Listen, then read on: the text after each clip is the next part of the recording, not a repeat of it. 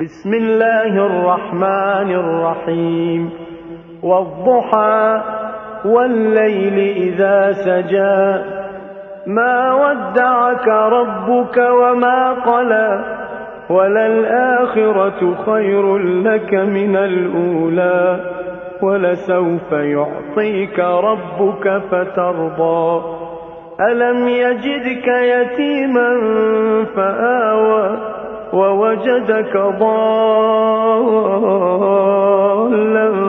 فهدى ووجدك عائلا فأغنى فأما اليتيم فلا تقهر وأما السائل فلا تنهر وأما بنعمة ربك فحدث.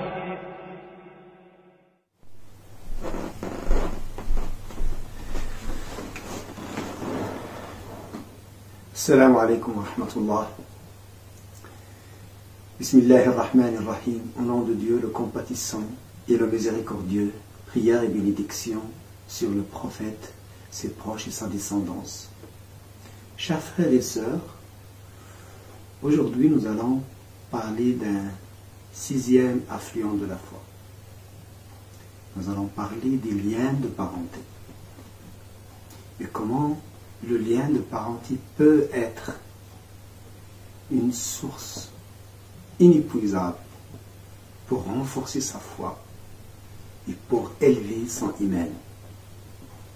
L'islam donne au lien de parenté une grande place, une grande importance. Le devoir d'honorer nos parents, père et mère, dans plusieurs versets dans le Coran, vient immédiatement après le devoir d'adorer Dieu sans lui associer de fausse divinité. Dieu, exalté soit son nom, dans le Saint-Coran, il dit, dans le chapitre des femmes, « Adorez Dieu et ne lui rien associer, et agissez avec bonté envers père et mère. » Directement après. Non seulement ce verset, mais plusieurs versets qui répètent cet ordre. Et ce n'est pas pour rien qu'on trouve ça dans le Saint-Coran. Le Saint-Coran, il insiste beaucoup là-dessus. Les hadiths, les récits du prophète, sallallahu alayhi wa sallam, également. Et surtout, la place de la mère. L'importance de bien traiter la mère et de toujours avoir de la bonté, du respect envers elle. Contrairement à la culture dans laquelle on se baigne, surtout dans les sociétés matérialistes, et partout dans différents domaines, dans l'art, dans le cinéma surtout, on voit une image qui se répète à chaque fois, monotone et consistante, du rejet entre les enfants et leurs parents. Les enfants qui rejettent leurs parents, les parents qui rejettent les enfants. L'islam, il nous propose un autre modèle. Il nous propose un modèle de compassion, un modèle également de reconnaissance. Il y avait ce musulman qui est parti faire le pèlerinage pour sa mère, qui était vivante, mais qui n'était plus autonome. En la portant sur son dos et en faisant le tawaf autour de Al-Kaaba, la maison sacrée, avec sa mère sur ses épaules. Et il posa la question à un savant en lui disant « Est-ce que tu penses que j'ai rendu le devoir de reconnaissance envers ma mère ?» Et lui dit « Non, ce n'est pas suffisant. » Un autre qui s'occupait de sa mère alors qu'il a perdu son autonomie. il l'aidait à faire sa toilette, il l'aidait à manger, à dormir, il l'a fait baigner. Et il posa la question à un savant s'il a réussi à remplir le devoir de reconnaissance envers sa mère. Et ce savant, il lui disait non, parce qu'elle faisait mieux que ça, tout en espérant que tu restes en vie, alors que toi tu le fais en attendant à ce qu'elle perde la vie, à ce qu'elle quitte cette vie. Il y a une grande différence entre les deux. Chers frères et sœurs, quand on parle de bien maintenir et renforcer le lien de parenté, c'est parce que c'est un jalon important dans le cheminement vers Dieu, subhanahu wa ta'ala. Les conflits générationnels, les conflits entre les générations des parents et les générations des enfants amènent toujours à une perte d'estime de soi, amènent toujours à un sentiment de rejet, un sentiment de désarroi qui se manifeste après cela à des sentiments de conflit, à des positions de conflit envers tout le reste de la société. Et en plus, le fait de s'alimenter et de se ressourcer dans les liens de parenté, dans l'amour envers les parents, ce n'est pas seulement par reconnaissance, mais également parce que c'est une source pour performer au niveau de sa foi.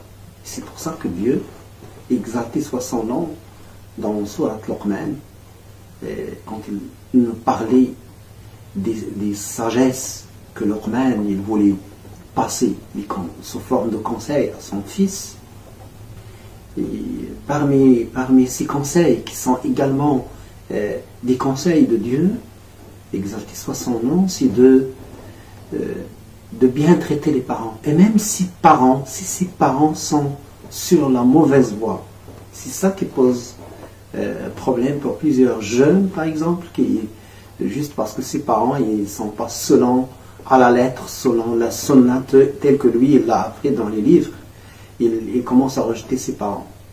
Alors que Dieu, subhanahu wa ta'ala, même dans le cas où les parents, ils veulent forcer la personne à quitter l'islam et à adorer des fausses divinités. Dieu nous conseille à leur désobéir, mais tout en gardant des relations de convenance avec eux, tout en continuant à les bien traiter, tout en continuant à les accompagner avec sympathie, avec amour. Alors imaginez quand les parents sont musulmans, imaginez quand les parents peuvent même jouer ce rôle de guide spirituel. Parce que parfois, quand les parents sont pieux, ce rôle d'aider la personne à cheminer spirituellement, il est rempli par les parents. On a un double rôle. On a un rôle de naissance ou de renaissance biologique, corporelle, mais également les parents, ils ont cette capacité de permettre à la personne, ou bien lui faciliter la naissance spirituelle, la naissance de la foi.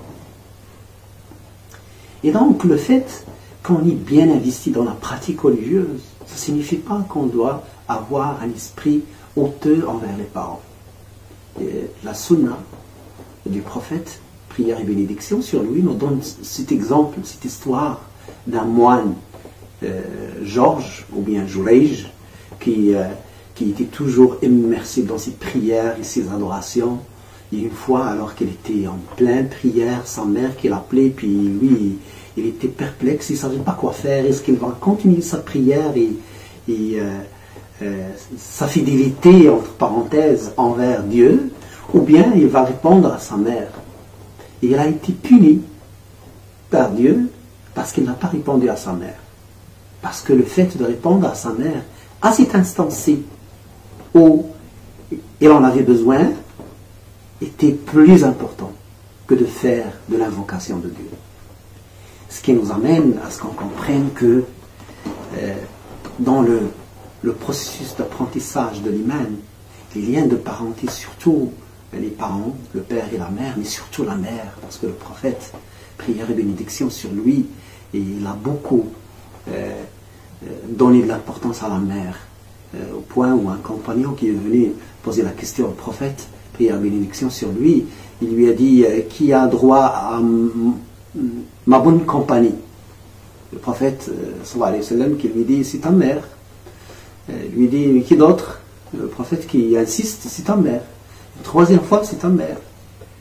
Mais qui d'autre? Ton père. En quatrième lieu. Ce qui signifie que la mère, tout ce qu'il a souffert pour te porter enceinte dans son ventre, pour accoucher de toi, pour t'accompagner alors que tu étais incapable ni de manger, ni de parler, ni de comprendre ce qui t'entoure, ne peut être remplacé par n'importe quelle sorte de reconnaissance envers la mère. Donc on fait ce qu'on est capable de faire. Et Dieu subhanahu wa ta'ala, via le père biologique et la mère biologique,